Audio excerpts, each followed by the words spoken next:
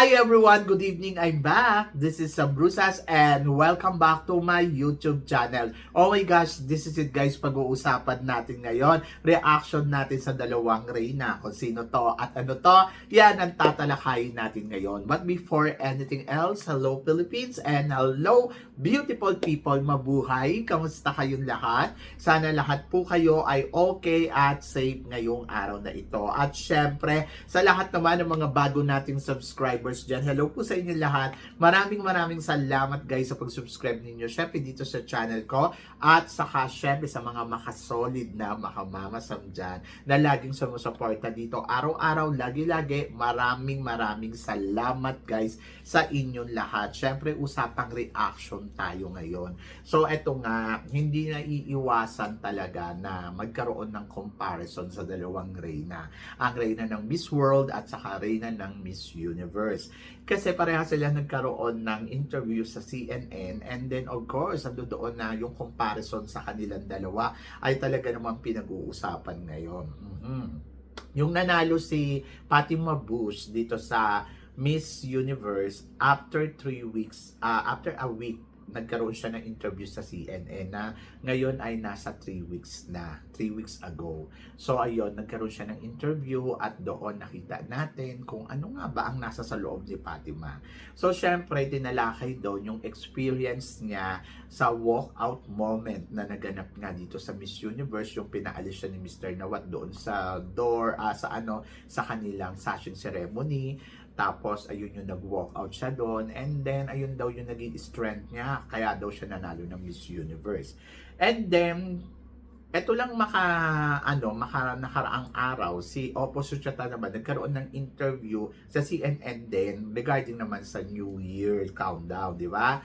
And then, ayun, so mas nakita ng tao na mas magaling ang Oppo Suchata, the way kung paano magsalita at kung gaano siya ka-confident. Doon sa CNN na interview ni Fatima, yes, nakita ko na parang hindi siya ganun kakumpiyansa. Nakita ko yung hindi siya pang Miss Universe talaga. Hindi ba katulad ng mga Miss Universe na the way kung paano makipag-usap, tapos ano ba ang mapupulot mo after mong manood, tapos talagang very strong the way kung paano sila mag-deliver ng mga sinasabi nila. Pero sa kabilang banda, kinonsider ko din naman syempre yung nationality ni Fatima na hindi naman siya taga USA talaga, na parang makapag-English ng ganong kabongga. Pero napapanood ko naman na parang maayos naman siya magsalita, kaya lang hindi nga lang ganun ka-strong.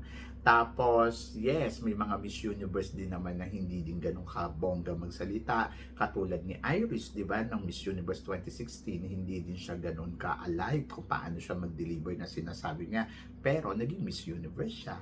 And then, either si Miss Japan noon, na nanalo din noong 2007, napanood ko din yung mga interview niya, medyo nahihirapan din talaga siya sa comm skills. But the end of the story, syempre, ang nakikita mo pa rin sa mga candidates, yung confidence levels nila, na kahit hindi sila makapag-deliver ng ganong katodo, pero yung kumpiyansa nila at saka yung mensahe nila na gustong ihatid sa atin. So nakitaan ko naman si Fatima ng ganon. Kaya lang, kung ikukumpara ko siya kay Oppo Suchata, talagang lamon na lamon talaga niya si Fatima. Kasi si Oppo, ay nako, sobrang ang kumpiyansa, ang lakas nung dating, hindi siya ganun kaganda, pero the way kung paano siya mag-deliver talaga ng mga sinasabi niya, ay masasabi mo, wow. Kaya ito naging title dahil sobrang powerful, sobrang galing kung paano magbigay ng mga opinion, kung paano magbaksak ng mga sinasabi niya. Talagang mapapawaw ka talaga eh. So malinaw na okay, Miss World siya. Kasi alam mo yung purpose kung bakit siya nandito at alam mo kung ano yung target niya at kung ano ang gagawin niya. Ito naman si Fatima, downgrade naman. Opposite naman ni Oppo Suchata. Kung ano ang strong ni Oppo at kano siya ka-confident, dito naman ay para naman tayo nanonood na interview ng may sakit. Diba? Na parang hindi alam kung ano ang gagawin. So ako, para sa akin, si Fatima, parang feeling ko, hindi siya ganun kakumpiyansa or tawag dito, hindi siya ganun ka-confident kapag ang pinag-uusapan yung mga nangyari sa Miss Universe. Hindi ko alam kung nahihiya ba siya, hindi ko alam kung dahil ba ang feeling niya ay binabash siya. Pero kasi alam niyo, sa totoo lang, mahirap talaga yung experience na nababash ka eh. Ayan yung isa sa mga pinakamahirap na nababash ka ng tao na parang ito yung sinasabi nila sa'yo. Sobrang nakaka-negative talaga. At naiintindihan ko sa kabilang banda kasi syempre ito maharap ako sa mga ganitong ano. So pag may basher diyan, alam mo yung maiinit talaga ulo mo. And then naiintindihan ko siya kung bakit feel down siya kasi nga sa experience niya nga sa tawag dito nga sa Miss Universe, hindi ganun kabongga. Kaya parang feeling ko, okay. So, naiintindihan ko kung bakit ganito ang kanyang delivery. Tapos, syempre hindi ko naman hinahanap na dapat maging katulad siya ni Oppo, pero kita mo talaga pag nagdikit silang dalawa, ang nagsama silang dalawa, mada-downgrade talaga ang Fatima Bush, no? So yon. So medyo parang hindi malakas maka-reyna. Oo, yun yung kulang. Tapos yung beauty, ewan ko, yung appeal niya, hindi ganun ka-wow. So, yung wow na tinatawag na wow, Miss Universe siya. Sabi pa naman ni Demi Lee Peter, gusto ko kapag nakita ka ng tao, ang masasabi sa'yo, wow, she's Miss Universe. Eto hindi parang may anxiety. Ganon. Hindi ko alam ha, pero parang pag nanonood ako, parang siyang galing sa anxiety. Pero may mga naririnig akong ganyan. O may nagsabi sa akin, may nagbulong sa akin na parang sabi daw ni ganito, sabi daw ni ganyan, meron daw tong ganito, ganito, ganyan. Ako naman parang, okay. Paano naman kasi, bash ka ba naman ng buong mundo? Natural, ewan ko kung di ka magkaroon ng anxiety. Hindi ko alam kung si Fatima ay nagiging happy ba bilang Miss Universe. Hindi ko alam kung ang ano niya ba ngayon, status niya ngayon ay talagang totoong masaya siya sa puso niya dahil nakuha niya yung corona. Pero pag tinitignan ko siya at pinapanood ko siya, yung mga lumalabas sa bibig niya, parang she considered talaga na lumaban siya sa kompetisyon ng bonggang-bongga. So, hindi siguro ganun kalalim yung experience niya katulad ng ibang mga candidates na sobrang lalim talaga ng pinagdaanan, sobrang antindi talaga ng sitwasyon na hinaharap. Maaring hindi ganon yung kay Fatima, pero kasi parang ang feeling ko sa kanya, daddy's girl kasi to eh. So, syempre yung may pagka-spoil brat, diba? Kung iisipin mo na parang, syempre, iba pa din kapag spoil brat ka. Oo. So, yon yung nakita ko sa kanya na parang, okay. So, ayun yung parang inaano dito ni Fatima na parang hirap na siya doon, ginawa niya na yung best niya, kaya parang feeling ko maliit na bagay ay parang malaki na sa kanya, bongga na yun sa kanya. So yun yung Fatima, but still na kung papanoorin mo yung interview nilang dalawa, ay mas lamang na lamang talaga ang Miss World. Kung kahit pa sabihin mo pa ang akin ngayon parang feeling ko ang number one talaga na Reyna ay si Oppo Suchata. Sa totoo lang, para sa akin, sumunod si Miss Grand.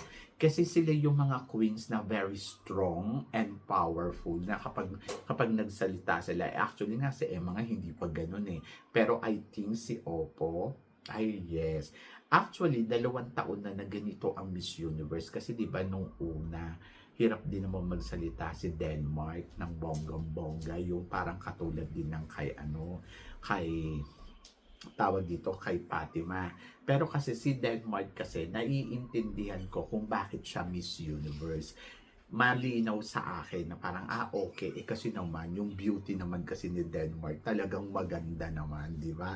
So, parang sabi ko, okay, so, I completely understand kung bakit siya Miss Universe. Pero eto talaga si Fatima Bush, hanggang ngayon talaga iniisip ko, bakit ba siya Miss Universe? So, totoo lang, hanggang ngayon, napaka-wonder pa rin ako na, parang, bakit ba ito nanalo Miss Universe? Ano ba ang meron dito kay Fatima? Pag tinignan mo naman si Oppo, Diyos ko naman, lamang naman si Oppo, parang sasabihin mo talaga, yes, that's why she's Miss World. Kasi alam niya kung paano magsalita, alam niya kung anong delivery, at alam niya kung paano niya ibabato yung mga, di ba, yung mensahe niya. And malinaw sa atin na kung bakit siya ang Miss World. Pero itong si Fatima, naluloka ako. Bukod doon sa nakakaantok na siyang panoorin ha, sa totoo lang. Yung pinapanood ko siya, naantok ako at bumababa yung energy ko kapag pinapanood ko siya. Pero yung pinapanood ko naman si Oppo, talaga yung energy mo talaga sobrang taas talaga na parang may excite ka na parang kung tatagal yung interview niya ng more and more and more, siguro kung aabot siguro ng mga 1 oras yung interview niya, magiging interesado ka kasi parang nakikita mo sa kanya yung sincerity, nakikita mo sa kanya yung determination, nakikita mo yung what is next to you. And then sa maliit na interview, nasabi niya lahat kung ano yung gagawin niya sa next year, itong taon na to, at nasabi niya kung ano ang nilulook up natin sa kanya. Pero si Fatima parang ano ba ate, sana mag-Miss Universe na para mapalitan ka, yung ganon. Ayoko naman na i-dethrone siya, pero nandoon ako sa part na kung hindi niya talaga kaya, Diyos ko Lord, ibigay na sa iba. Charot, so yan. Kasi parang feeling ko, kahit naman si Vina, parang feeling ko, hindi rin naman talaga pwede. Hindi mo rin masabi na parang empowered si Vina, masigla si Vina.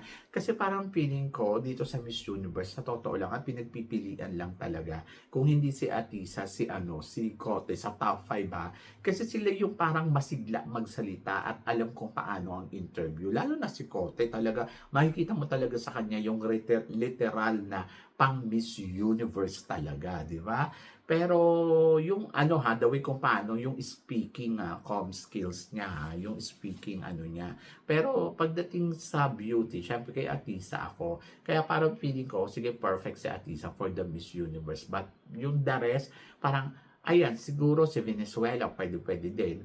Pero yung ay parang naluloka ko sa kanila, ang hina ng kanilang yung tawag dito, yung com skills nila, the way kung paano sila makipag debate or paano sila makipag-conversation sa kausap nila. But I think talagang na-downgrade talaga ang Miss Universe ng bonggang-bongga because of Fatima Bus. Yan. And then, I think si Oppo Societao, mapapawaw ka talaga sa kanya. So, comparison, mas malayo mas malayo at mas malakas yung dating syempre, ni Oppo Societao more than dito kay Fatima Bus. Ayun lang yung talagang masasabi ko. But both of them, they are beauty queen at iba-iba namang klase ng beauty queen. So, depende na lang yung sa kanila. Diba? So, good luck na lang sa kanila. And let's see kung ano yung maipapakita pa nila sa mga nalalabi nilang reign. Si Fatima parang magdadalawang buwan pa lang. Diba? Wala, 1 buwan mahigit pa lang ng Miss Universe siya. Pero kasi etong si Oppo Societao, talagang malayo-layo na yung kanyang narating at sabi ko nga, ang dami ng bansang napuntahan So, ano pa ba? So, yan! So, kayo guys, ano guys ang masasabi ninyo? Siyempre, dito sa pinag-uusapan natin ngayon. So, please comment below para at least malaman ko naman kung ano naman ang comparison mo sa dalawang beauty queen na napanood nyo na ba sa CNN in interview. So, yun. So, syempre maraming salamat. Sa mga hindi pa po nakaka-subscribe, baka naman pwede subscribe my channel at i-click nyo yung notification bell to more updated. Syempre sa aking mga chika, sabi ng ganon, always keep smiling and laban lang. So, guys, hanggang dito na lang. Hanggang sa muli nating chikahan. See you tomorrow. Thank you, guys.